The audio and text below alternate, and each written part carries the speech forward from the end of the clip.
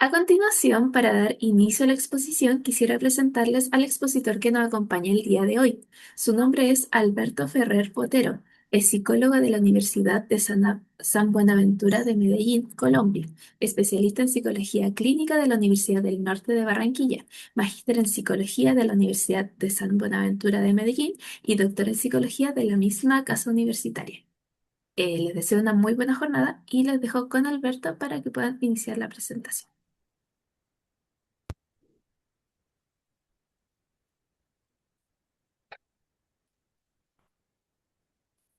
Muchísimas gracias, Javiera. Agradezco mucho a, a DIPA, pues, la organización de este seminario sobre terapia cognitiva en psicología, que es un abrebocas para el curso de especialización que dictaremos la próxima semana. Bueno, esto no me pasa. Eh, Voy a empezar esta, eh, esta conferencia, esta exposición, con un ejemplo que lo ilustré para mis estudiantes cuando mis estudiantes me solicitaban cuál era la orientación que ellos querían seguir en psicología, concretamente en psicología clínica. Yo eh, les decía esto. eh, Hay 5 puertas para la entrada al estudio de esto, que son las emociones, las conductas, las reacciones físicas ambientales y el pensamiento. Eh, Hice el siguiente símbolo. Imaginen un gran salón que tiene 5 puertas, que son cada una de las que acabé de mencionar, e imaginen que esos 5 elementos pueden verse como 5 puertas de entrada a ese salón. Están las reacciones biológicas, el comportamiento, está la puerta de lo cognitivo, está la puerta del medio ambiente. Y en estas 5 puertas, entonces lo que les decía a los estudiantes es, ustedes traten de dar un recorrido al salón y miren cuál es la puerta que más le interesa, cuál es la puerta que ve más hermosa. Los estudiantes venían después de eso y me decían, profesor, todas las puertas son iguales. Yo les decía, váyanse a la biblioteca y lean sobre el tema, sobre la psicopatología y sobre la psicología clínica. Ellos lo hacían, leían sobre el tema, medio año después, y venían y me hacían la misma pregunta. Y ya les decía, miren cuál es la puerta que les parece más importante. Digamos que en ese medio año los estudiantes hubieran ido a la biblioteca y hubieran leído algunos textos de Beck, algunos textos de Ellis, algunos textos de terapia cognitiva. Y llegan a la puerta de lo cognitivo y ven la puerta de lo cognitivo como si fuera la puerta de Alcalá, como si fuera la puerta de Brandenburgo. Como se los he dicho, esto se llama preferencia teórica. Vamos a ver entonces en este seminario las principales técnicas de terapia cognitiva en psicología, es decir, vamos a mirar la psicopatología y la teórica que vamos a llamar terapia cognitiva. Cuando un terapeuta está en todo un proceso de trabajo, digamos, con un paciente, el terapeuta se formula las siguientes preguntas para iniciar el proceso de formulación de casos. Se formula, por ejemplo, la pregunta, ¿cuál es el diagnóstico del paciente? Ya debería tenerlo claro. ¿Cuáles son los problemas actuales que tiene el paciente? ¿Cómo se han desarrollado? ¿Cómo se mantienen?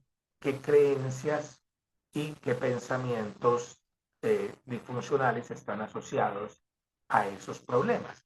y probablemente qué reacciones se presenten a partir de ellos, o emocionales, fisiológicas, conductuales, ¿sí? Que están asociadas con ese tipo de pensamiento.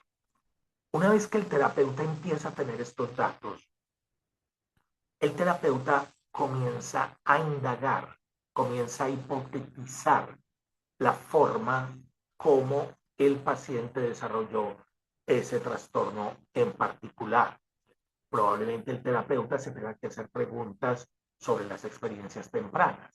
Probablemente tenga que preguntarse cuáles experiencias tempranas. Probablemente qué disposiciones genéticas, porque las hay, contribuyeron para que el paciente tenga los problemas que tiene. Cuáles son los pensamientos, cuáles son las creencias, cuáles son los incluyendo expectativas, actitudes, reglas que el paciente tiene.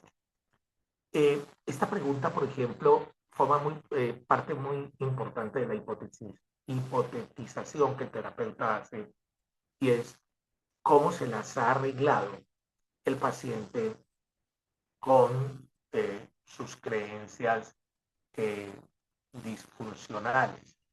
Es decir, qué mecanismos cognitivos, afectivos, conductuales, positivos y negativos, desarrolló el paciente para vérselas con esas creencias disfuncionales. Esa es una pregunta muy importante. ¿Cómo hace una persona para tener estas creencias, este problema, como para llegar a subsistir, ¿cierto? ¿Cómo ha desarrollado, cómo se las ha visto con esas creencias? ¿Cómo es su futuro? ¿Cómo se ve eh, a sí mismo? ¿Cómo ve a los otros? ¿Qué estresores contribuyeron a sus problemas psicológicos e interfirieron en su habilidad para resolver? Todo esto, todas estas preguntas iniciales que se va haciendo el terapeuta cuando recibe a su paciente, están basadas justamente en lo que les decía ahora. Están basadas en el hecho de estar sentados en el asiento de lo cognitivo. Cuando nos sentamos en el asiento de lo cognitivo, quiere decir que vamos a priorizar el elemento cognitivo sobre los otros cuatro, o vamos a ver los otros cuatro elementos desde lo cognitivo. Eso lo vamos a hacer desde algo que vamos a denominar modelo cognitivo. ¿Qué plantea el modelo cognitivo? El modelo cognitivo plantea que las emociones y las conductas de las personas están influenciadas por la percepción que tenemos de los eventos. Es decir, que no son los eventos los que nos producen malestar per se, sino la interpretación que nuestra mente hace de ellos. No es la situación en sí misma lo que las personas sienten, sino más bien la forma como nuestra mente construye esa situación. Ese modelo cognitivo, básicamente, si fuéramos a autores, digamos, clásicos de la terapia cognitiva, como Judith Beck, que es la hija de Aaron Beck, ella nos dirá que existen tres niveles fundamentales en la organización del sistema cognitivo, lo que son los pensamientos automáticos, lo que son las creencias intermedias que corresponden a todas las actitudes, a todas las reglas, a todas las normas, y lo que son las creencias nucleares. Vamos a mirar cada uno de ellos muy rápidamente. ¿Qué es el nivel de los pensamientos automáticos disfuncionales? Cuando Aaron Beck empezó a trabajar con pacientes depresivos, él encontró que estos pacientes le relataban una especie de como de flujo de la mente que tenían permanentemente activo, de los cuales ellos no eran muy conscientes. Él se interesó en el fenómeno y llegó a el concepto de pensamientos automáticos. Esos pensamientos automáticos son fundamentalmente evaluaciones rápidas que nuestra mente hace de una situación, no son resultado de la deliberación, no son resultado del razonamiento, parecen surgir de forma espontánea y con una gran frecuencia son pensamientos rápidos y breves.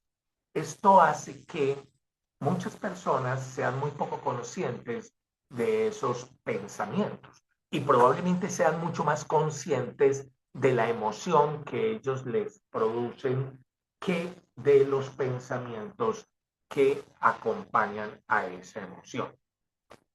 Entonces esto produce un fenómeno muy interesante y produce el fenómeno de que las personas aceptan acríticamente estos pensamientos como si fueran ciertos.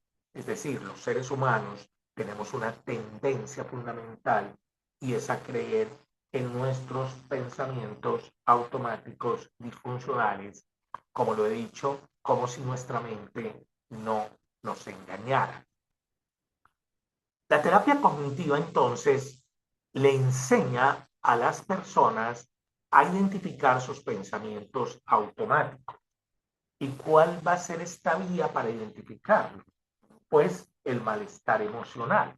Cuando las personas observen cambios en su estado de ánimo, ¿cierto? En su afecto, en su estado de ánimo, ahí es importante que sepan que están activos en ese momento los pensamientos automáticos disfuncionales. Entonces, la terapia cognitiva le enseña fundamentalmente a las personas a identificar estos pensamientos con una pregunta fundamental. ¿Qué está pasando por mi mente justo en ese momento? Después de eso, como les mostraré más adelante, les enseñamos a los pacientes a evaluar la validez de esos pensamientos. Si una persona se da cuenta de que sus pensamientos son equivocados, de que su interpretación es errónea, probablemente la corrija, ¿cierto? Y probablemente al corregirla descubra que su estado de ánimo cambia. Ese sería el primer nivel de la organización cognitiva. El segundo nivel de la organización cognitiva está conformado por lo que vamos a llamar creencias intermedias, que son las actitudes, reglas y suposiciones. Hay una diferencia básica entre estos supuestos y los pensamientos automáticos, y es que estos supuestos no los experimentan directamente las personas, no están articulados en la mente. Ningún paciente le entrega a uno una lista de, esta es la lista de mis creencias intermedias, ¿cierto?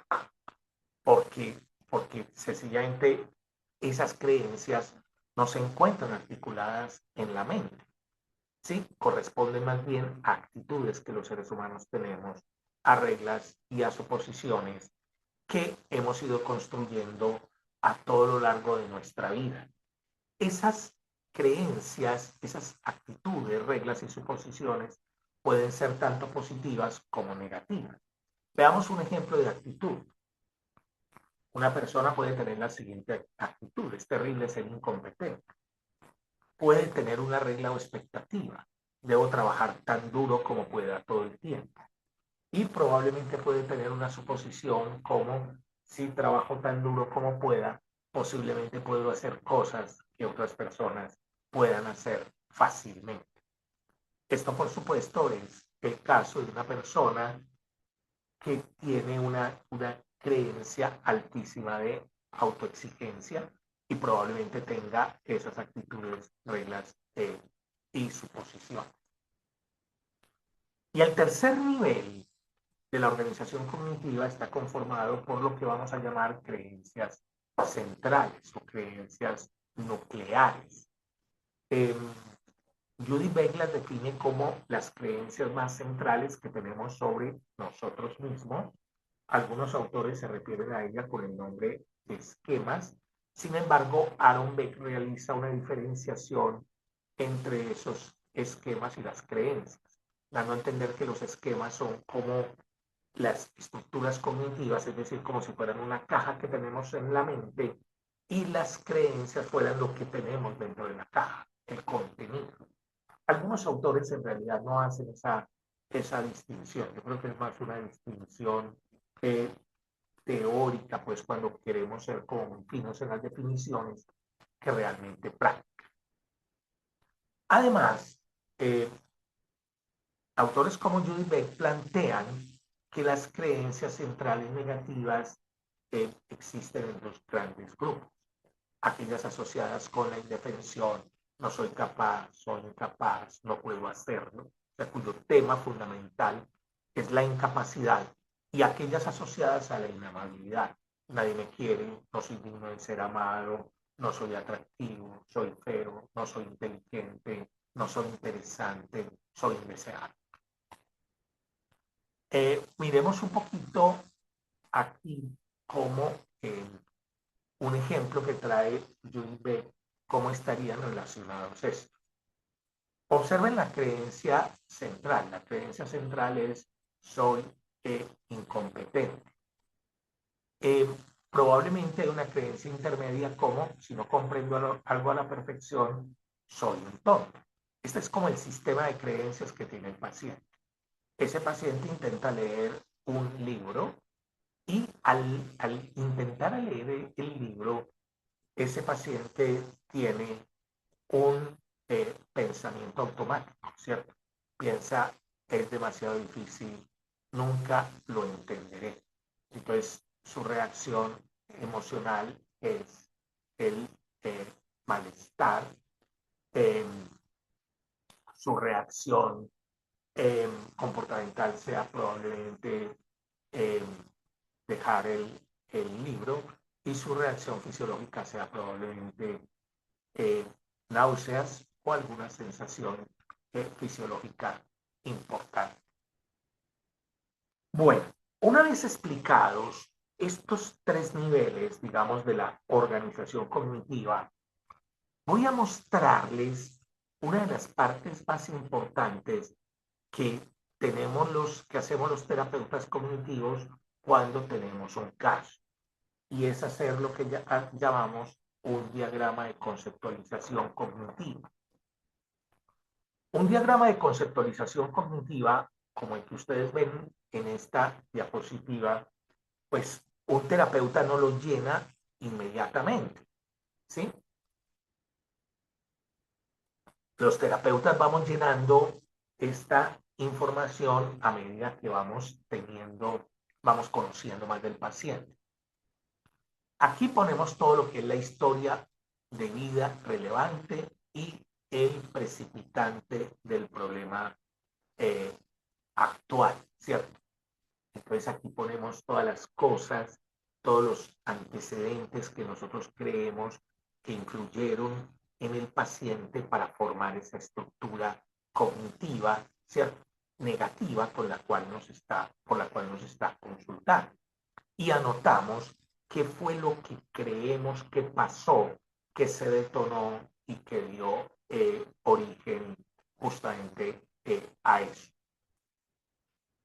Después, anotamos cuáles creemos, ya como terapeutas, creemos que son las creencias centrales que tiene el paciente en el episodio que se está viviendo actualmente. Luego ponemos todas las creencias intermedias, todos los supuestos condicionales durante el presente episodio. Podemos poner las creencias condicionales positivas y las negativas que se activan. Aquí vamos a notar cuáles son las estrategias de afrontamiento que tiene el paciente en el presente episodio.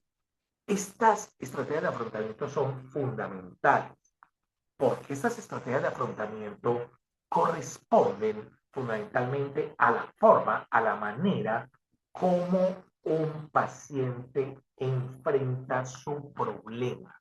Ahí vamos a encontrar gran parte de las explicaciones de lo que le sucede al paciente.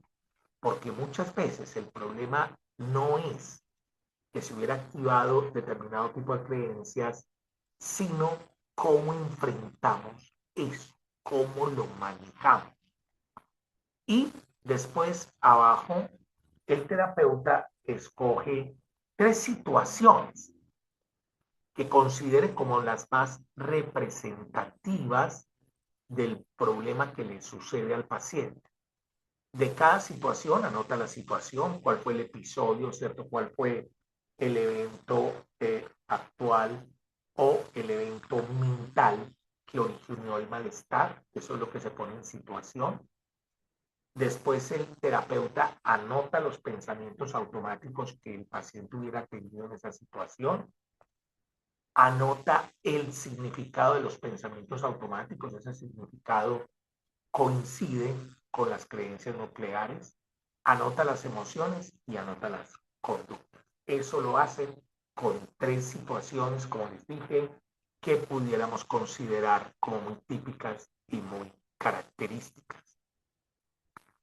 Este diagrama de conceptualización cognitiva va a ser una especie de guía de la terapia, porque seguramente no habrá aspectos en esa terapia donde no tocaremos algún tema relacionado con este diagrama, o tocaremos las creencias nucleares, o en algún momento tocaremos las creencias intermedias o las estrategias de afrontamiento, etcétera. Siempre tocaremos algún tema que estaría relacionado con esto. Bueno, Alberto, disculpa, sí, por favor. que se está empezando a escuchar tu micrófono un poco mal. ¿Habría alguna posibilidad de ocupar quizás audífono o algo? Ay, espérate un momento, a ver si- Eh, vamos entonces a ver como las principales técnicas de terapia cognitiva en psicología. Veamos entonces cómo las técnicas cognitivas.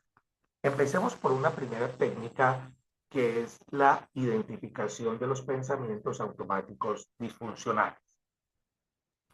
Como cualquier habilidad, la identificación de los pensamientos automáticos disfuncionales es un aprendizaje igual a cualquier otro, igual a cualquier otra habilidad. Es un proceso que requiere práctica. Hay unos terapeutas que lo explican más fácil, hay pacientes que lo captan más fácil, hay otros pacientes que van a requerir muchísima más ayuda y muchísima más práctica. Los pensamientos automáticos disfuncionales son pensamientos que tienen 5 características. Son pensamientos que son automáticos, primera característica. Segunda característica, son conclusiones que la mente saca de una situación sin tener en cuenta ni la lógica ni la evidencia. Tercer característica de estos pensamientos son pensamientos que son muy poco conscientes. Y son muy poco conscientes porque, como acompañan a una emoción negativa intensa, probablemente atendemos más a la emoción negativa intensa que a ellos. La cuarta característica es que creemos que son ciertos, como ya había hablado de ello. Y la quinta característica es que una vez que creemos que son ciertos, producen una emoción negativa intensa. Entonces, una de las cosas fundamentales que los terapeutas cognitivos les enseñamos a nuestro paciente, a nuestros pacientes, es que aprendan a identificar esos pensamientos. Por ejemplo, hay algunas técnicas, que enseguida voy a explicar un poquito más otras, hay unas técnicas que nos enseñan cómo identificar estos pensamientos. La pregunta básica era la que les decía, que el paciente aprenda a preguntarse cuando esté en una situación de malestar emocional, qué está pasando por mi mente en ese momento.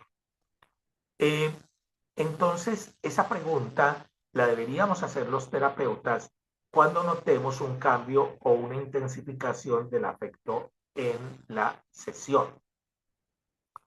Lo otro que podemos hacer para ayudar a identificar estos pensamientos es hacer que el paciente describa una situación problemática en la cual él haya experimentado claramente un cambio de afecto, es decir, que la situación le hubiera producido un malestar emocional intenso, y en ese momento hacemos la pregunta básica: ¿qué es lo que está pasando? Muchas veces puede ser necesario pedirle al paciente que haga una visualización de la situación, es decir, que nos cuente la situación como si estuviera sucediendo. Y una vez que el paciente nos va haciendo la visualización de la situación, nosotros le hacemos la pregunta básica. A veces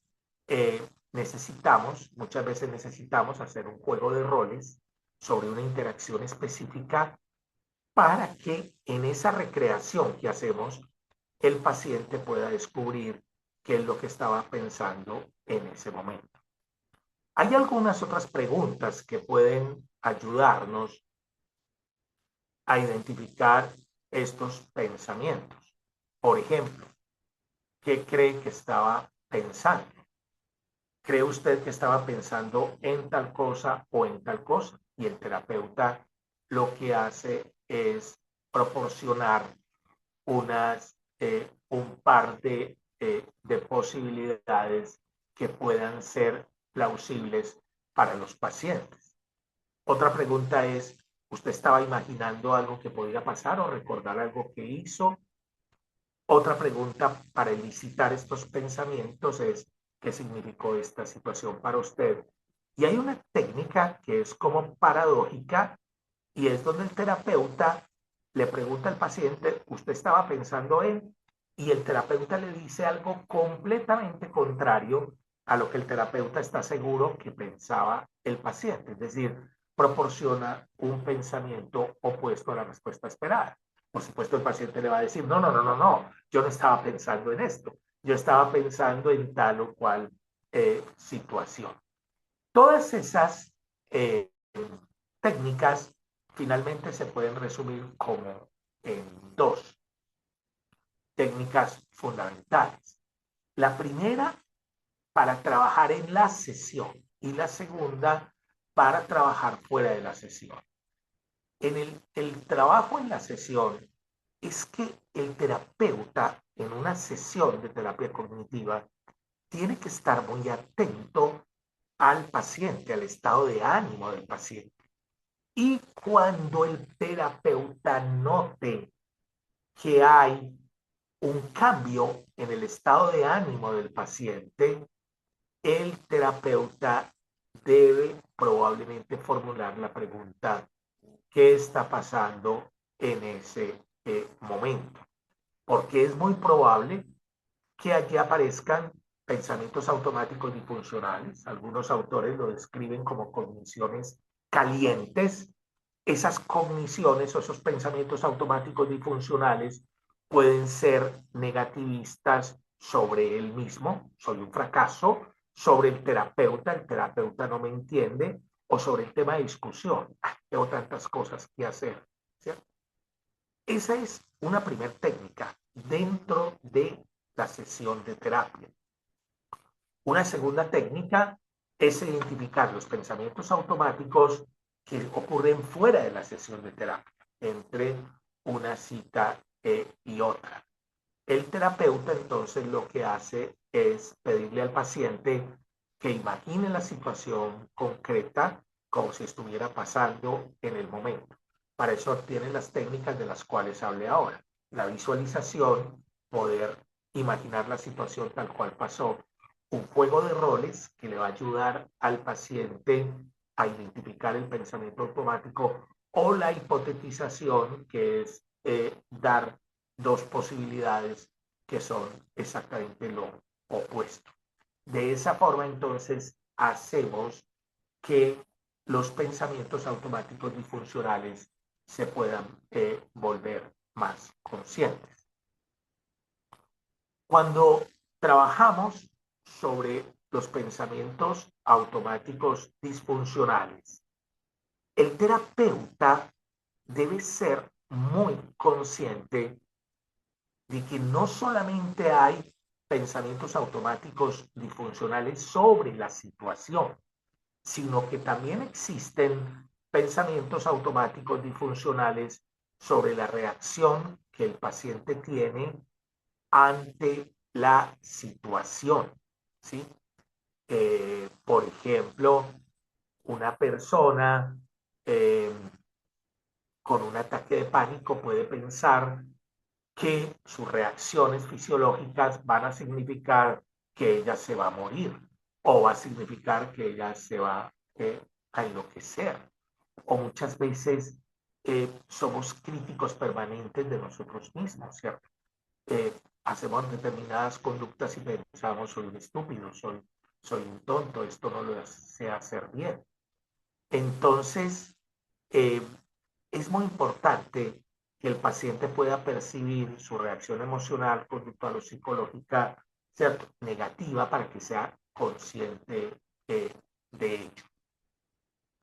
Esa es nuestra primera técnica, el aprender, ¿sí? Como le decía ahora, a identificar los pensamientos automáticos disfuncionales. Una segunda técnica es la identificación de las distorsiones cognitivas. Cuando Aaron Beck estuvo investigando en sus pacientes depresivos, él se daba cuenta que los pensamientos automáticos disfuncionales, como le decíamos ahora, raramente eran ciertos. Es decir, cuando tenemos un pensamiento automático disfuncional, casi que hay dos posibilidades. O que estemos exagerando, sería una primera posibilidad, o la segunda posibilidad es que sean claramente distorsiones y equivocaciones de la mente. Entonces Beck se interesa por el tema y acuña un término que hoy consideramos importante, que es el término de distorsiones cognitivas. En su libro clásico de terapia cognitiva de la depresión, Beck identifica inicialmente 6 distorsiones cognitivas y algunos autores han identificado más. En este caso les traigo aquí la lista de las distorsiones cognitivas que hace su hija Judith Beck. Es entonces importante entender que si bien, aunque algunos pensamientos automáticos disfuncionales sean verdaderos, muchos son falsos o tienen solo algo de verdad. Entonces vamos a hablar de las 12 principales distorsiones cognitivas. Le explicamos esto a nuestros pacientes y les pedimos que traten de identificar y traten de mirar con cuál de estas distorsiones cognitivas se identifican más, cuál o cuáles distorsiones cognitivas creen que están cometiendo más frecuentemente. Entonces, la primera distorsión cognitiva, vamos a llamarla pensamiento del tipo todo o nada, y también vamos a llamarlo pensamiento blanco y negro polarizado dicotómico. Esta es la tendencia de la mente a categorizar nuestra experiencia en extremos, bueno, malo, perfecto, imperfecto, servible, inservible, blanco, negro, sin mirar los puntos intermedios. Entonces, ver la situación solo en dos categorías, sin, en lugar de considerar toda la gama de posibilidades. El ejemplo es, si no soy un triunfador absoluto, soy un fracaso. La segunda distorsión cognitiva es el pensamiento catastrófico, catastrofización, también llamado adivinación del futuro. Consiste en que predecimos el futuro negativamente sin tener en cuenta otras posibilidades. Creemos que todo lo negativo va a suceder hacia el futuro sin tener en cuenta que en el futuro pueden haber otras cosas, sino que solamente imaginamos escenarios negativos para el futuro. Miremos el ejemplo. Estaré tan molesto que no podré hacer nada. El tercer error es descalificar o dejar de lado lo positivo. Es el error en el cual nosotros consideramos de manera poco razonable que nuestras experiencias, nuestras habilidades, nuestros logros, las cualidades que tenemos para algo, sencillamente no valen para nada. Entonces, pensar, bueno, yo hice bien ese proyecto, pero eso no significa que soy competente. Fue solo suerte, tuve suerte. Es decir, no creo que las cosas que obtenga se deban a ninguna cualidad mía, sino a algún azar, a suerte o a que estaba fácil, etc. Este error, como yo se lo digo a mis pacientes y lo he dicho en varias ocasiones, es el más complejo, el de razonamiento emocional, el más complejo con que nos enfrentamos los terapeutas cognitivos, porque las personas piensan que algo es real porque lo sienten, porque lo crean tan firmemente que ignoran o dejan de lado la evidencia de lo contrario.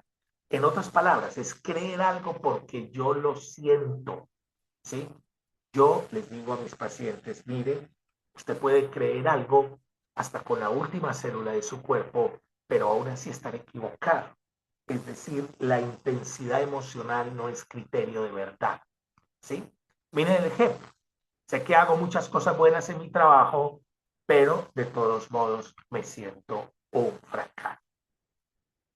El otro error es el catalogar o la rotulación. Es la tendencia que muchas personas hacen de poner rótulos a sí mismo o a los demás sin tener en cuenta que podríamos llevar, todas las evidencias llevarían a conclusiones que son menos desastrosas. Entonces, poner rótulos negativos a mí mismo o a otras personas. Soy un perdedor, él es un inútil. O sea, tanto rótulos negativos a mí mismo o a las otras personas. El sexto error es la magnificación, minimización o magnificar, minimizar. Y es que es la tendencia que tienen las personas, ciertas personas, que cuando se evalúan a sí mismos, a otras personas o a una situación, magnifican enormemente lo negativo y minimizan lo positivo. Ejemplo, el hecho de obtener una calificación mediocre prueba que soy un inútil, pero el obtener altas calificaciones no significa que sea inteligente.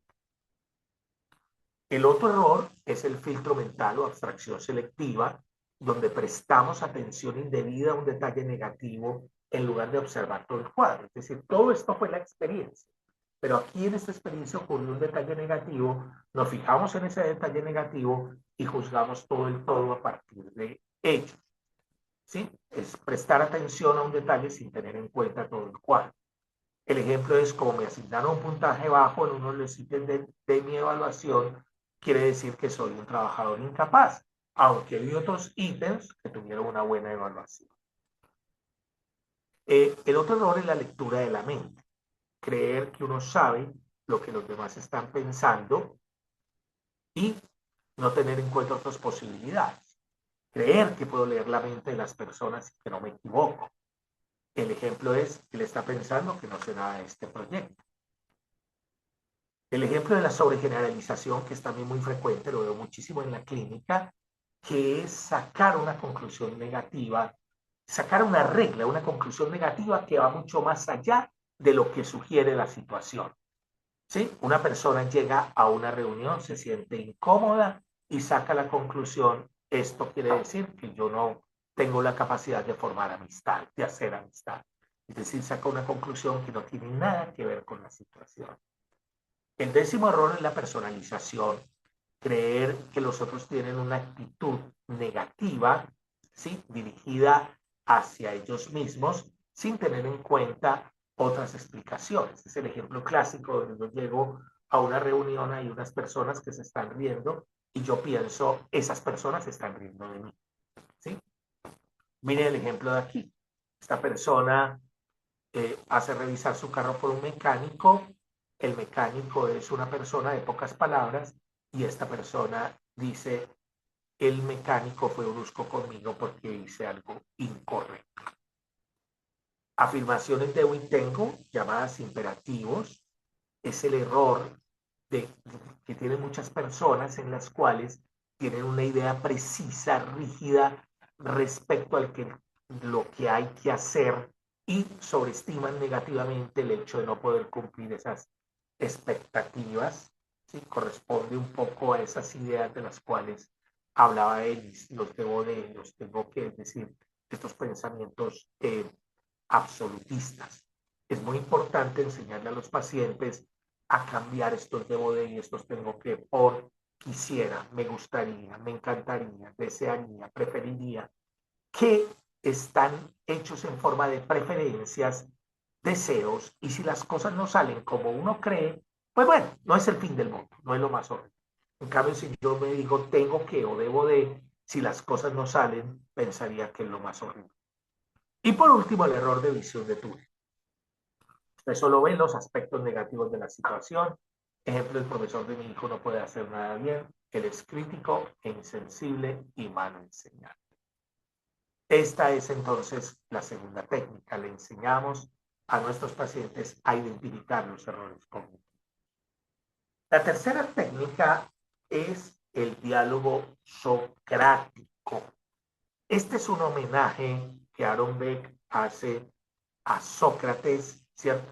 Sócrates fue la primera persona que nos enseñó a preguntarnos por nosotros mismos, a ser críticos con nosotros mismos. Sócrates era hijo de una partera y él decía de él que él hacía parir el conocimiento. Entonces, vamos a enseñarle a los pacientes unas preguntas que buscan fundamentalmente cuestionar sus pensamientos automáticos disfuncionales. Lo hacemos así, que el paciente lo haga de esta forma de preguntas, porque evitamos enfrentar directamente al paciente por dos razones fundamentales. La primera, no sabemos de antemano si un pensamiento está distorsionado. Y la segunda, porque retar al paciente viola, un principio fundamental de la terapia cognitiva y es el empirismo colaborativo. El empirismo colaborativo quiere decir que el terapeuta va a colaborar con el paciente para ayudarle a buscar evidencia, tanto a favor como en contra, al paciente de sus pensamientos automáticos disfuncionales. Obviamente mucho más en contra. Entonces, dentro de este empirismo colaborativo, lo que se hace es que terapeuta y pacientes juntos van a evaluar la validez y van a evaluar la utilidad del pensamiento y van a elaborar una respuesta más adaptativa. El terapeuta debe tener en mente que rara vez los pensamientos automáticos disfuncionales son completamente erróneos. Eso quiere decir que el terapeuta seguramente reconoce que estos pensamientos tienen algo de cierto. Entonces, el terapeuta le enseña a los pacientes un diálogo basado fundamentalmente en 6 preguntas principales. Podrían ser más, ¿cierto? Pero estas son las fundamentales que vamos a conocer con el nombre de diálogo socrático. La primera pregunta tiene que ver con la evidencia. Le enseñamos a los pacientes a preguntar cuál es la evidencia. ¿Cuál es la evidencia de que ese pensamiento automático disfuncional es cierto? ¿Y cuál es la evidencia en contra? Usualmente, si el paciente hace muy bien el resultado, trata de responder bien a la pregunta, se va a encontrar que hay mucha más evidencia en contra que evidencia a favor. Ese es el primer grupo de preguntas, preguntas sobre la evidencia. El segundo grupo de preguntas es, ¿hay alguna explicación alternativa? ¿Hay alguna explicación? ¿Hay algo que explique esta situación que no sea el pensamiento automático disfuncional? El tercer grupo de preguntas hace referencia a, bueno, Y si lo peor que pudiera pasar pasara, ¿usted podría manejarlo o no? ¿Qué es lo peor que se imagina que puede pasar en esta situación? Lo peor siendo realista, ¿cierto? Alguna vez le decía esto a un paciente, ¿qué es lo peor que podría pasar? Y me decía, que caiga un meteorito, como en la época de los dinosaurios. Yo le decía, sí, sí, bueno, eso puede pasar, pero estamos discutiendo lo que usted me está diciendo, su caso. En su caso, siendo razonables, ¿cuál es el peor resultado que puede tener? Y usted pudiera sobrevivir a eso, ¿no? Usted pudiera manejarlo. ¿Qué es lo mejor que podría pasar? Y en la realidad, ¿qué es lo más probable que pase? El cuarto tipo de preguntas es ver el efecto que produce ese pensamiento en mi estado de ánimo. ¿Cuál es el efecto de mi creencia en el pensamiento automático? Es decir, ¿qué emoción me produce creer que eso es verdad? ¿Y cuál podría ser el efecto de cambiar mi pensamiento? Si yo cambiara mi pensamiento, ¿cómo me sentiría? La quinta pregunta es si ponemos el nombre de una persona, que el paciente nos diga, si esa persona se encontrara en esta situación y tuviera ese pensamiento, ¿usted qué le diría a esa persona? Esta pregunta es muy buena porque regularmente los pacientes la hacen muy bien. La gran mayoría de mis pacientes dicen, ah, no, eso sí, para dar consejos sí lo puedo hacer. Y la última pregunta es, ¿qué sería bueno hacer? ¿Qué es lo más adecuado? ¿Qué es lo mejor que puedo hacer en este momento? Y eh, la última técnica que quiero enseñarles es el registro de pensamientos disfuncionales. El registro de pensamientos disfuncionales, como les voy a mostrar, es una hoja de trabajo. Es una hoja de trabajo que ayuda a los pacientes a responder de manera efectiva a sus pensamientos automáticos y pueda reducir su disforia. Obviamente, nosotros no enseñamos el registro de pensamientos disfuncionales en cualquier momento. Hay unas sugerencias fundamentales que vamos a tener que seguir para enseñar esto a los pacientes. Una primera y muy clara, me parece elemental, es que el terapeuta debe dominar el registro de pensamientos disfuncionales con sus propios pensamientos automáticos disfuncionales antes de presentárselo a un paciente.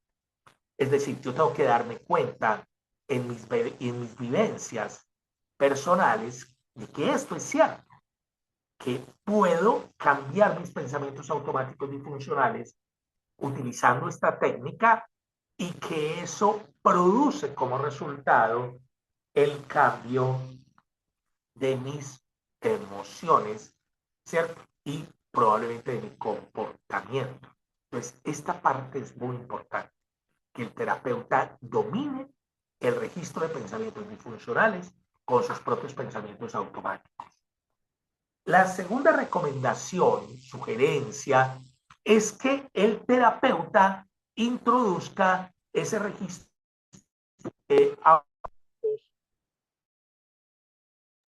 en dos sesiones.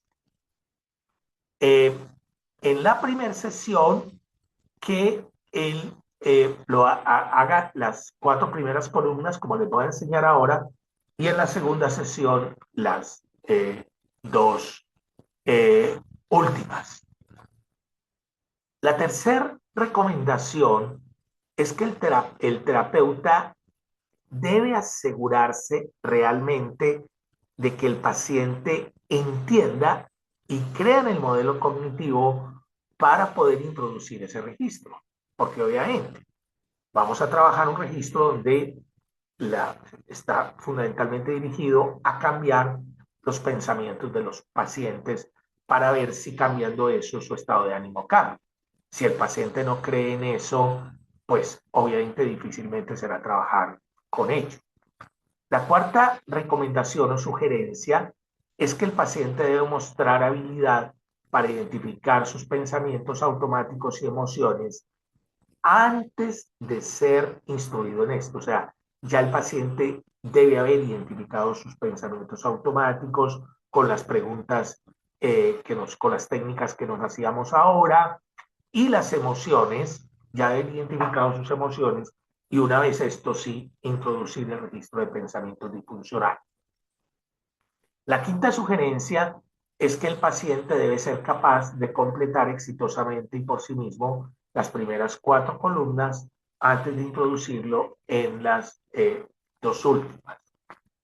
La sexta sugerencia es que el terapeuta debe haber evaluado verbalmente por lo menos un pensamiento automático y funcional con el paciente, y en esa sesión haber producido una disminución en su emoción negativa, para que le muestre al paciente esa manera de completar las 2 últimas columnas. Y la última recomendación es que si el paciente fracasa en completar la tarea asignada empleando el registro de pensamientos disfuncionales, es muy probable que el paciente tenga pensamientos automáticos disfuncionales relacionados con el llenar el registro. Qué bobada, qué tontería esto, ¿para qué me piden hacer esto? ¿Sí? Entonces, el terapeuta debe solucionar ese problema y proponerle al paciente como experimento hacer el registro y motivar al paciente. Aquí tenemos entonces lo que es el registro de pensamientos disfuncionales. Entonces se los voy a explicar. Le decimos al paciente, esta es una hoja de trabajo, yo quiero que usted llene esta hoja de trabajo cada vez que usted tenga una emoción negativa intensa. Podría ser ansiedad, podría ser tristeza, podría ser ira, etcétera. Cada vez que el paciente lo haga, entonces me llena un registro. El paciente lo que hace aquí es anotar la fecha, el día y la hora en la cual sintió la emoción negativa intensa. Después me debe anotar aquí la situación. Ahí formulo una pregunta fundamental, y es: ¿qué acontecimiento interno o externo se asocia a la emoción desagradable, o qué comportamiento contraproducente acaba de realizar? Entonces yo anoto aquí, el paciente anota aquí lo que cree que fue el acontecimiento que originó el malestar. Tuve una pelea con mi novio, tuve una pelea con mi novia, mi jefe me llamó la atención y me sentí mal. Entonces aquí anota cuál es el acontecimiento. Los acontecimientos pueden ser externos, como esos ejemplos que acabo de poner, pero podrían ser internos. Un paciente podría ponerse mal por un recuerdo que aparece en su mente. Después viene la columna de pensamiento automático. Ahí nos vamos a hacer 2 preguntas. El paciente debe responder 2 preguntas. ¿Qué pensamientos y o imágenes pasaron por su mente antes, durante o después del evento o comportamiento contraproducente? ¿Qué fue lo que pasó por su mente? Yo le digo a mis pacientes, los pensamientos automáticos disfuncionales pueden ser de 2 formas. Pueden ser pensamientos en forma de palabras o frases, o pueden ser imágenes. Si su pensamiento fuera en forma de palabras o frases, le voy a pedir un favor. Le voy a pedir que me anote textualmente los pensamientos, que fue exactamente lo que pasó por su mente. Y si fuese una imagen, le voy a pedir que me describa lo más gráficamente que pueda, si lo más vívidamente que puedas, la imagen. Una vez que el paciente lo haga, debe responder una segunda pregunta, y es: ¿cuánto creyó de 0 a 100 en ese pensamiento, en ese momento, en ese instante? ¿Qué tanto creyó que era verdad? Anotamos aquí, en la cuarta columna, es para la emoción, 2 preguntas fundamentales. ¿Qué emoción o emociones, tristeza, ansiedad, enojo, etcétera, sintió usted antes, durante o después del evento, comportamiento contraproducente? Entonces aquí el paciente me va a anotar cuál fue la emoción que sintió, y me va a anotar también qué tan intensa de 0 a 100 fue esa emoción. Y ya pasamos a la respuesta adaptativa. Aquí vamos a encontrar 3 preguntas. La primera opcional, ¿qué distorsión cognitiva cometió usted? Entonces aquí el paciente va a anotar cuál o cuáles de las 12 distorsiones cognitivas que mirábamos anteriormente cometió en ese momento, ¿cierto? ¿Qué distorsión cognitiva estaba en el pensamiento automático que aquí nombró? Entonces pone el nombre, si esto es una catastrofización, si esto es una rotulación, si esto es un razonamiento absolutista dicotómico, etcétera. 2. Aquí responde la pregunta 2. Use las preguntas de abajo para componer una respuesta a sus pensamientos automáticos. Y aquí vamos a tener las preguntas clásicas que les acabé de explicar del diálogo socrático. Preguntas para ayudar a componer una respuesta alternativa. Entonces el paciente pone aquí 2.1 y contesta estas preguntas. ¿Cuál es la evidencia de que el pensamiento automático es verdad? ¿Y cuál es la evidencia de que no es verdad? ¿Sí? 2. ¿Existe alguna explicación alternativa? ¿Qué explicación alternativa hay a lo que sucedió que no sea el pensamiento automático y funcional? Pregunta 3. Si ocurriera lo peor, ¿cómo podría afrontarlo? ¿Qué es lo mejor que puede pasar y cuál sería el resultado más realista? 4. ¿Cuál es el efecto de mi creencia en el pensamiento automático? El efecto es el malestar, sentirme mal. El efecto de... Pregunta 5. El nombre de alguien, de un amigo, de una amiga, si fulanito o sutanita se encontrara en esta situación y tuviera ese pensamiento, ¿qué le diría a él o a ella? Y 6, ¿qué sería bueno hacer? Después de eso le pedimos al paciente que nos ponga en porcentajes qué tanto cree en cada una de las respuestas que él se acabó de dar, para que se den cuenta que seguramente el porcentaje que se le da a cada una de esas respuestas es un porcentaje muy, muy, muy alto, ¿cierto? Porque está basado en la lógica y en la evidencia. Y esto nos conduce a la sexta columna, que es la columna de resultados. Ahí hay 3 preguntas. ¿Cuánto cree en cada pensamiento automático de 0 a 100? Es decir, aquí el paciente va a decir, bueno, si antes creía aquí que el pensamiento automático era tanto por ciento, después de hacer esto ha rebajado a tal porcentaje. Segunda pregunta es, ¿qué emoción siente ahora? Entonces el paciente anota. Es probable que todavía siga sintiendo la emoción negativa intensa, pero ya no lo va a sentir en esos niveles tan altos. Es probable que el paciente diga, sí, todavía me siento ansioso, en un 50 o en un 30 o en un 20%. O el paciente puede decir que el resultado del cuestionamiento fue maravilloso y está pasando a una emoción de tranquilidad. Entonces le pedimos que nos diga la emoción y la intensidad de la emoción en una escala de 0 a 100. Y la tercera pregunta, ¿qué sería bueno hacer? ¿Qué es lo fundamental que podría hacer ahora? Ya después de esto ya no me preocuparía más por esto, ya estaría dedicado a hacer mi trabajo, saldría a dar una vuelta, estaría viendo un video que me interesa, etc. Estas son 4 técnicas fundamentales en terapia cognitiva. Por supuesto, no incluyen todas las técnicas de terapia cognitiva, no las incluyen todas, pero sí recogen, digamos, estas 4 técnicas nos muestran y nos acercan bastante, bastante a lo que son las técnicas en terapia cognitiva en psicología. Muchas gracias. Muchas gracias a ti, Alberto, por la presentación.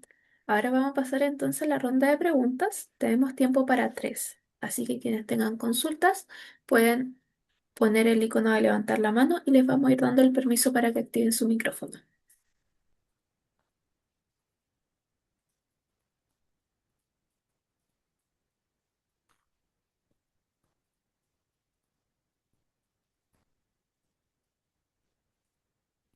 Simón, ahí te di el permiso. Hola, buenas noches. Tenía una Buenas noches. pregunta referente a la población que tiene trastornos del espectro de la esquizofrenia y es si en estos pacientes hay técnicas especializadas de la terapia cognitiva o si se puede utilizar alguna de las que vimos para poder intervenir teniendo en cuenta la baja capacidad de introspección que tienen esta población. Bueno, Simón, eh, muchas gracias por la pregunta. Varias cosas. La esquizofrenia tiene dos grandes tipos de sintomatología, lo que se llama síntomas positivos y síntomas negativos. Los síntomas positivos hacen referencia a aumentos en. Entonces, cuando el paciente tiene síntomas positivos, tiene alucinaciones, tiene visiones, tiene probablemente comportamientos desordenados, etcétera. En la fase positiva o aguda, digamos, de la esquizofrenia, las terapias psicológicas no son posibles. Ahí vamos a tener todo lo que es el tratamiento psiquiátrico. Pero una vez el paciente no está en crisis, sí podemos trabajar, digamos, en la época, en el momento de los síntomas negativos, sí podemos trabajar algunas técnicas cognitivas con el paciente. Y muchos de estos pacientes, Simón, sí tienen capacidad de introspección, pero cuando están en fase negativa, es decir, cuando no tienen activos los síntomas positivos de la esquizofrenia, porque ahí es absolutamente imposible. Muchos pacientes, por ejemplo, yo he trabajado con pacientes esquizofrénicos que obviamente cuando vienen a mi consulta no están en la fase activa de la esquizofrenia y son capaces de cuestionar ciertas creencias delirantes que ellos tienen y son capaces de modificarlas, pero haciéndote la salvedad que te acabo de decir, Simón.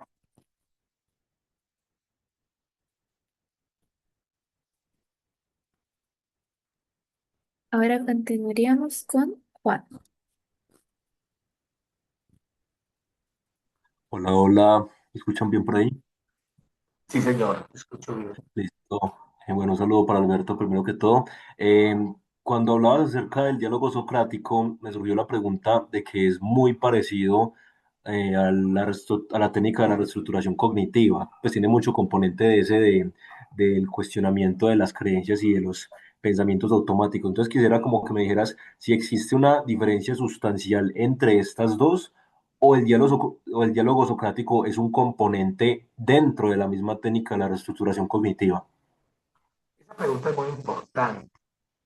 El diálogo socrático, o sea, cuando los terapeutas, digamos, conductuales empezaron a abrirse a lo cognitivo, ellos empezaron a incluir una serie de técnicas provenientes de la terapia cognitiva, tanto de Ellis como de Beck.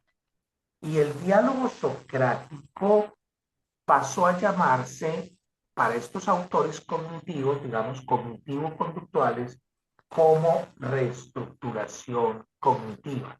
Corresponde exactamente a lo mismo, solo que la reestructuración cognitiva muchas veces se enseña más como una técnica cognitiva dentro de, digámoslo así, dentro de una propuesta cognitivo-conductual. Yo les estoy mostrando que esto nació es en una propuesta terapéutica, ¿cierto? En esa propuesta terapéutica no es simplemente una técnica más, sino que es realmente algo que se puede derivar directamente de lo que les planteé, de lo que es el modelo cognitivo y la conceptualización cognitiva de caso.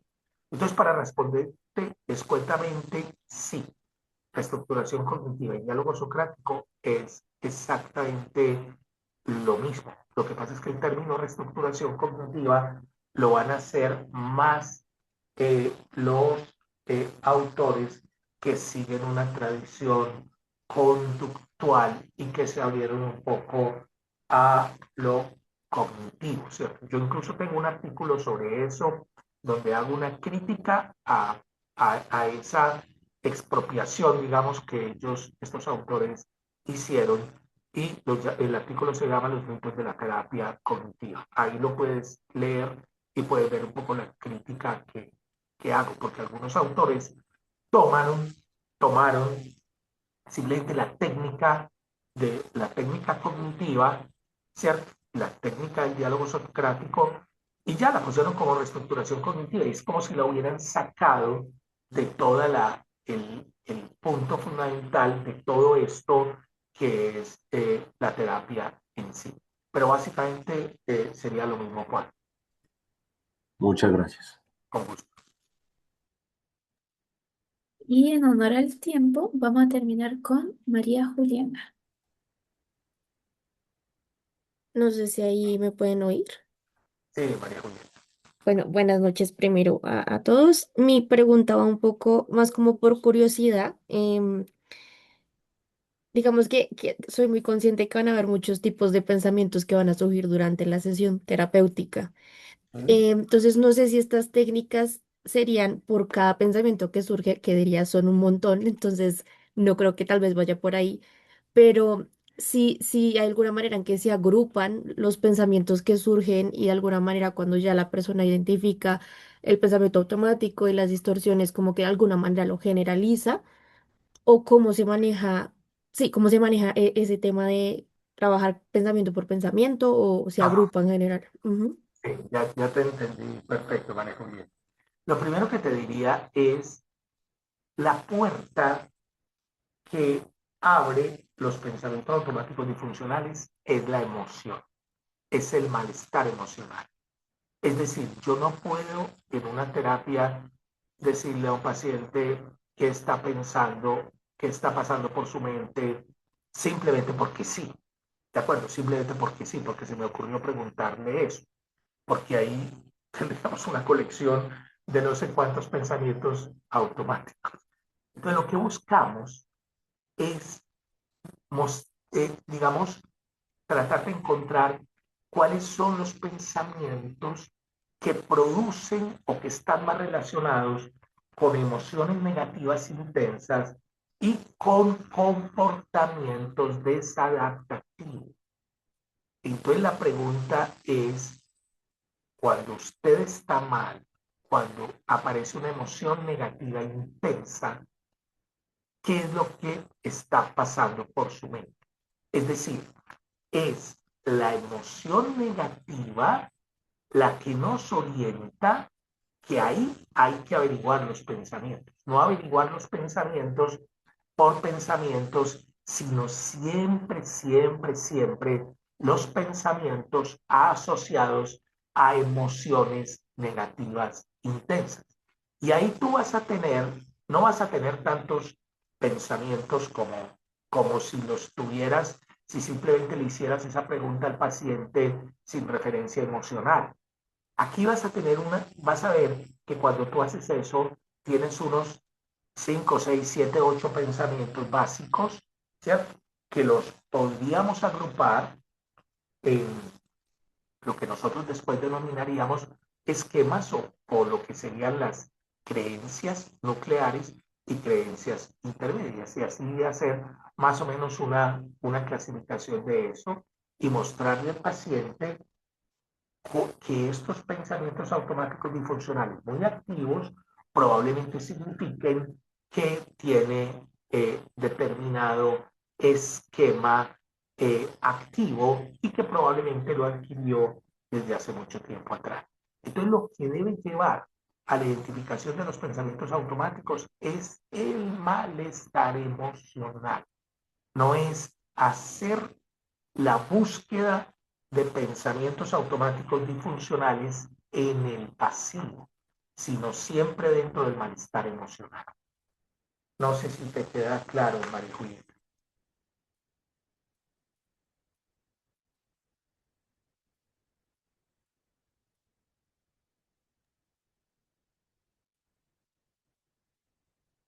Ahí nos llegaron unos peditos alzados. Ok. Y respondió que sí en el chat.